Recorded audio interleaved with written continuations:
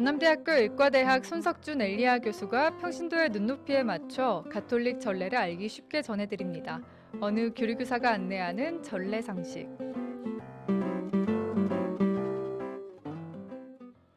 네, 이 시간 함께해 주시는 손석준 엘리야 교수님 모셨습니다. 어서 오세요, 교수님. 네, 안녕하십니까? 네, 이 시간 페이스북과 유튜브를 통해서 보이는 라디오로도 진행되고 있습니다. 교수님, 지난 시간에는 말씀 전례에서 독서에 대해 알아봤는데요. 네, 오늘은 어떤 내용인가요? 예, 독서 후에 화답송하죠. 그래서 네. 화답송, 또 복음 환호송, 그다음에 이제 주례 사제가 복음 봉독을 하죠. 오늘 그 세 가지에 대해서 알아보겠습니다. 네, 교수님. 제일 독서를 한 다음에요. 독서자가 자리에 앉을 때까지 신자들은 짧은 침묵의 시간을 가집니다. 그리고 나서 화답송이 이어지는데요. 이 화답송 생략될 수 있는지 궁금했어요. 네, 없습니다. 이 말씀하신 대로 첫째 독서 후에 화답송을 하죠. 그래서 약간의 침묵 시간 있는 다음에 화답송을 하게 됩니다. 이 화답송은 말씀 전례에서 빼놓을 수 없는 매우 중요한 부분입니다. 이 화답송은 방금 들은 하느님 말씀에 대한 우리의 응답입니다. 이 하느님 백성은 침묵과 노래로 이 거룩한 말씀을 자기 것으로 삼게 됩니다. 이 로마 미사경본 총지침에서는 화답송은 말씀 전례에서 빼놓을 수 없는 부분이며 전례적으로도 사목적으로도 매우 중요하다고 이렇게 명시하고 있습니다. 네. 이 화답송의 시편과 후렴은 보통 첫째 독서의 내용과 어울리도록 선택되어 있습니다. 하느님 말씀에 대한 묵상을 도와주게 됩니다. 네, 그럼 화답송이 독서집에 제시된 것 외에도 다른 걸 바칠 수도 있는 건가요? 그럴 수 없습니다. 이 화답송도 하느님 말씀이기 때문에 성경이 아닌 다른 본문으로 대체할 수가 없습니다. 네. 이 독서집에 실려 있는 것을 써야 합니다. 외회적으로 교회가 이제 사도자나 주교회의 교구장 주교가 되겠습니다. 이 교회가 승인한 성가집에 들어있는 시편을 사용할 수가 있습니다. 그런데 이 성가집에 들어 있어도 시편이 아닌 성가는 사용할 수 없다고 미사 경본 총지침에서는 가르치고 있습니다. 네. 이 화답송을 교중 미사 때는 노래로 바치고 평일 미사 때는 말로 할 때가 네, 있는데요. 이 어떤 게 맞는 건가요? 다 맞죠. 화답송은 적어도 교우들이 맞는 후렴 부분은 노래로 바치게 되어 있습니다. 이 시편은 찬미의 노래죠. 그래서 이 시편이 지닌 음악적 성격을 고려할 때 화답송의 시편 전체를 또는 후렴만이라도 노래로 바치게 됩니다. 네. 이것은 시편의 영적 의미를 깊이 묵상하는 데 도움을 주기 때문입니다. 이 시편 담당자 또는 시편 선창자가 화답송을 하게 되는데요. 독서대나 다른 적당한 자리에서 시편 구절을 노래하게 됩니다. 회중 전체는 앉아서 듣게 되죠. 이 교우들은 보통 후렴을 노래함으로써 화답송에 참여하게 됩니다. 시편을 노래로 부를 수 없으면 하느님의 말씀에 대한 묵상을 돕는데 알맞은 방식으로 낭송한다라고 되어 있습니다. 네. 그래서 보통 교중 미사가 아니면은 보통 낭송을 하게 되죠. 네, 그렇습니다. 그럼 독서대에서 독서자가 계속해서 화답송까지 낭송해야 하는 네, 건가요? 그런 경우도 있는데요. 네. 꼭 그렇게 해야 하는 것은 아닙니다. 이 시편 담당자 또는 다른 사람이 할 수 있고 또 그것이 더 좋습니다. 독서자의 기능은 시편 담당의 기능하고 다르기 때문입니다. 이 네. 시편 담당은 선창처럼 노래를 할 수 있어야 합니다. 적어도 시와 같이 운율이 있는 문장을 낭송할 능력을 갖춰야 하기 때문에 그렇습니다. 네. 네. 그 주일 미사의 제2독서를 살펴보면 사도서간을 읽는데요. 네. 그 이유가 따로 있는 건지도 예, 궁금했습니다. 말씀하신 대로 주로 사도 바오로의 서간이 봉독되는데요. 서간에 실린 바오로의 모든 가르침은 이 바오로의 회심과 깊이 결합되어 있습니다. 하느님의 은총으로 사도가 된 바오로는 그리스도 없이는 아무것도 할 수 없는 존재라고 고백합니다. 이 필리피서를 보면은 나에게는 삶이 곧 그리스도이십니다. 또 갈라디아서를 보면은 이제는 내가 사는 것이 아니라 내 안에 사는 것입니다. 이렇게 이제 이야기합니다. 네. 이러한 서간의 봉독은 그리스도를 향한 우리의 신앙과 열망을 키워줍니다. 제2독서 후에 부속가를 앉아서 부르거나 낭송하는 경우도 있잖아요, 예, 교수님. 이게 흔치 않은 일이니까 이제 잘 모르실 수도 있는데요. 네. 이 부속가는 알렐루야 앞에 노래합니다. 이제 부활 대축일이나 성령 강림 대축일에 하는 부속가 외에는 자유로이 할 수가 있습니다. 이 부속가는 본래 알렐루야의 연송입니다. 연송이라는 것은 기본 노래에 덧붙여 부르던 노래의 가사입니다. 제2독서의 화답송과 비슷한 역할을 한다고 보시면 되겠습니다. 이 알렐루야 부속가라고 할 수가 있겠죠. 과거에는 부속가를 알렐루야 다음에 서서 불렀다고 합니다. 네. 지금은 복음 환호송에 앞서서 알렐루야 앞에서 제2독서 하느님 말씀에 대한 응답의 의무로 앉아서 부르게 됩니다. 주님 부활 대축일이나 성령 강림 대축일 부속가만 의무적으로 하고요. 네. 그리스도의 성체 성혈 대축일이나 고통의 성모 마리아 기념일 9월 15일인데요. 이런 것은 자유로이 할 수가 있습니다. 그렇군요. 그럼 왜 부활 대축일과 성령 강림 대축일에는 부속가를 노래하는 건가요? 예, 그만큼 중요하기 때문에 그렇겠죠. 부활 대축일과 성령 강림 대축일에 부속가를 노래하는 것은 이날들이 한 해의 전례 주년 안에서 가장 중요하고 또 의미가 깊은 날이기 때문에 그렇습니다. 성령 강림 대축일은 예수 부활의 사건의 완결판입니다. 네. 또 우리 교회의 시작이죠. 교회의 생일이죠. 그래서 이 성령 강림 대축일은 그 축제의 성격이 부활 대축일의 것과 이제 유사하게 이렇게 발전해 왔습니다. 파스카 성야 예절이 있듯이 이 전야 미사를 봉헌하게 되었는데요. 부활에 주던 그리스도 입교의식의 완결의식인 견진을 이때 맞추어 주기도 했다고 합니다. 이 부활이 신앙의 핵심이라면은 성령 강림은 교회 생활의 근거인 셈입니다. 그래서 이날 축제를 더욱 두드러지게 분위기를 돋우고 뜻깊게 하고자 앞서 화답송을 노래했지만은 앙코르로 한 곡 더 아. 부른다고 생각하시면 되겠습니다. 네. 그렇게 독서가 끝나면요. 복음 환호송 곧 알렐루야가 이어집니다. 네, 그렇죠. 이 복음 바로 앞에 오는 독서가 끝나면은 평일에는 1독서가 되겠죠. 네. 주일에는 2독서가 되겠고요. 끝나면은 이제 그 자체로 하나의 예식 또는 전례 행위를 이루는 복음 환호성이 따르게 됩니다. 이 환호로 신자들은 복음 선포에서 자신들에게 말씀하실 주님을 환영하고 찬양하며 그분에 대한 믿음을 고백하게 됩니다. 이 복음 환호성은 모두 일어서서 하죠. 이 성가대나 선창자가 인도하면서 필요에 따라 반복할 수가 있습니다. 네. 알렐루야는 특히 사순 시기에는 노래하지 네, 않잖아요. 예. 이 전례 안에서 할렐루야는 독서에서 선포된 하느님 말씀에 대한 공동체의 화답입니다. 복음을 선포하러 오시는 주님을 환영하는 노래입니다. 사순 시작부터 파스카 성야 전까지 이게 사순식이죠. 이 사순시기를 제외하고는 모든 시기에 노래합니다. 이때 따라오는 구절은 미사 독서나 미사 성가집에서 가져오게 되고요. 이 사순시기에는 대축일에도 알렐루야를 사용하지 않습니다. 그 외의 기간에는 장례 미사라고 할지라도 네. 알렐루야를 노래합니다. 근데 네. 장례 미사인데 알렐루야를 하니까 이상하죠? 네. 그렇지만은 이 알렐루야가 주님 안에 죽은 이들은 부활한다는 믿음과 희망을 나타내기 때문에 그렇습니다. 아, 그런 이유가 있었군요. 또 말씀드린 대로 이제 알렐루야를 노래하지 않는 시기, 사순식이죠. 이때는 알렐루야 대신에 미사 독서에 제시된 복음전 노래를 선택해서 환호로 사용합니다.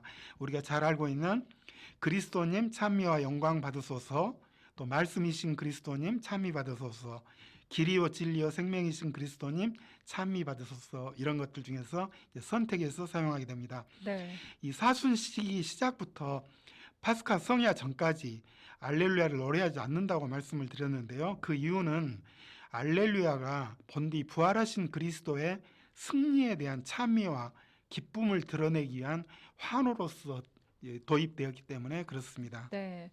교수님도 궁금한 게 이 복음 환호송을 생략할 수 있는지도 궁금합니다. 생략할 수 있다고 되어 있습니다. 알렐루야나 복음전 노래를 노래로 부르지 않을 때는 생략할 수 있다라고 이렇게 미사경본 총지침에는 되어 있습니다. 네. 그럼 노래로 부르지 않을 때는 생략할 수 있다라면은 그만큼 노래로 해라라는 그런 뜻이 되겠죠. 아. 이 무엇보다도 노래로 하지 않으려면 생략하는 것이 낫다. 곧 노래로 해야 한다라는 뜻이 두드러진다고 보면 되겠습니다. 네. 그리고 알렐루야를 할렐루야라고도 발음하기도 하던데 뭐가 맞는 건가요? 예, 우리 개신교에서는 많이 할렐루야라고 하는데요. 이 전례에서는 미사 경본과 성무일도 또 예식서에 나온 대로 알렐루야로 이렇게 발음해야 합니다. 알렐루야는 히브리어 할렐루 찬양하여라, 야 주님 합성어입니다. 하느님을 찬양하라는 그런 의미입니다. 구약 성경 중에서 시편에서 할렐루야가 두드러지게 언급되고요. 신약 성경에서는 요한 묵시록에서 등장하게 됩니다. 이 할렐루야는 히브리어 성경이 라틴어로 번역되면서 알렐루야가 됐습니다. 그래서 교회 전례 안에서는 라틴어 발음으로 정착되었습니다. 네. 라틴말 성경을 비롯해서 여러 번역본들은 알렐루야로 적고 있습니다. 그런데 우리말 성경에서는 할렐루야라고 옮겨 써 있습니다. 여하튼간에 이 동방교회와 서방교회는 처음부터 지금까지 알렐루야로 쓰고 있습니다. 말씀드린 대로 개신교 일부에서는 할렐루야로 이렇게 발음하고 있죠. 네, 오늘 교리교사가 안내하는 전례상식, 오늘은 화답송과 복음 환호송, 복음 봉독에 대해서 알아보고 있습니다. 교수님, 그리고 복음 봉독은 누가 하는지 이것도 알려주세요. 복음은 부제 또는 주례자가 아닌 다른 사제가 선포합니다. 공동 집전 미사에서는 다른 사제가 선포하게 됩니다. 그런데 부제 또는 다른 사제가 없을 때는 주례 사제가 직접 복음을 선포하게 됩니다. 네, 보통 이제 주례 사제가 직접 복음을 선포하죠. 네, 그럼 복음 선포를 수도자나 뭐 평신도 지도자가 할 수도 있나요? 할 수 없습니다. 오직 서품 받은 성직자, 주교, 사제, 부제만이 할 수가 있습니다. 이에 관련된 규정이 있는데요. 이렇게 되어 있습니다. 말씀 전례의 정점을 이루는 복음 독서는 교회 전통에 따라 거룩한 전례 거행에서 서품 봉사자에게 유보되어 있다. 그러므로 평신도가 수도자도 마찬가지입니다. 거룩한 미사 거행 동안에 규범이 명백히 이를 금지하며 다른 경우에도 복음을 선포하는 것은 허용되지 않는다라고 되어 있습니다. 네, 복음은 말씀 전례의 핵심인 만큼 굉장히 중요할 것 같습니다. 네, 그렇죠. 복음 봉독은 말씀 전례의 정점입니다. 전례에서는 다른 독서에 견주어 특별한 영예의 표시로 복음에 가장 큰 경의를 드리라고 이렇게 가르치고 있습니다. 그래서 복음 선포를 하도록 정해진 봉사자는 축복을 받거나 기도를 바치며 복음 선포를 준비하게 됩니다. 신자들은 환호함으로써 그리스도께서 현존하시며 자신들에게 말씀하신다는 사실을 인정하고 고백합니다. 그래서 복음은 서서 듣습니다. 네. 또 아울러 복음집에도 경의를 표시하게 됩니다. 네. 또 주교님께서 주례하는 미사를 드릴 때 보면 복음을 봉독하는 사제나 부제가 주례자인 주교님께 고개를 숙이는 모습을 볼 수가 있어요. 본당에서도 부제가 있으면은 주례사제가 이렇게 합니다. 네. 전례 전통에 따라 부제는 말씀 전례에서 복음을 선포하는 일을 맡게 됩니다. 이 부제는 복음을 선포하러 가기 전에 주례자에게 우리 본당 신부님이 되시거나 아니면 주교님이 되실 수도 있겠죠. 축복을 청합니다. 이때 사제는 다음과 같이 조용히 말하면서 축복하게 되는데요. 주님께서 그대의 마음과 입술에 머무시어 그대가 복음을 합당하고 충실하게 선포하기를 빕니다. 성부와 성자와 성령의 이름으로 하면은 부제는 십자성호를 그으며 아멘하고 응답하게 됩니다. 또 주교가 집전하는 미사에서 부제가 없을 때가 있겠죠. 네. 그럴 때는 이제 공동 집전 신부가 복음을 선포하게 됩니다. 이 공동 집전 신부가 주교에게 축복을 청하여 받습니다. 이때에도 동일한 축복 문구를 사용하게 됩니다. 또 신부가 주례하는 미사에서 부제가 없더라도 이 복음을 선포하는 공동 집전 신부가 복음을 선포할 수가 있겠죠. 네. 이때는 주례 신부에게 축복을 청하지 않아도 됩니다. 아, 그렇군요. 또 장엄 미사를 거행할 경우에는 봉독자가 복음집을 조금 높이 받들어서 행렬하기도 하잖아요. 자주 보는 것은 아니고 우리가 이제 장엄 미사에서 볼 수가 있는데요. 이 장엄 미사를 거행할 경우에는 봉독자가 제대 위에 있는 복음집을 조금 높이 받들고 공동체가 볼 수 있도록 이렇게 합니다. 불을 켠 초복사 또 향로를 든 복사를 앞세우고 독서대에 가서 분향하게 됩니다. 그리고 복음을 선포하게 됩니다. 이 부제나 사제가 복음집에 분향을 하는 것은 주님을 대하듯 존경을 표시하는 것이고요. 또 불을 켠 초는 인간 구원을 위하여 세상에 오시는 분에 대한 예의입니다.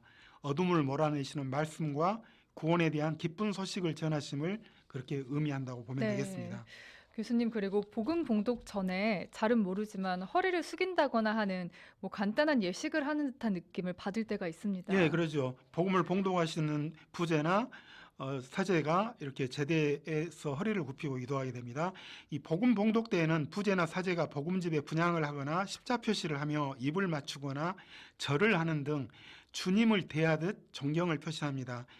이 보편 교회에서는 복음집에 입을 맞추지만 우리 한국 교회에서는 고개를 숙이는 절로 이렇게 적응합니다. 이 네. 마찬가지로 보편 교회에서는 교우들을 마주보고 제대에 선 사제가 입맞춤으로 제대 인사를 하는데 우리나라에서는 입맞춤 대신에 고개를 숙여서 절하도록 이렇게 적응되었습니다.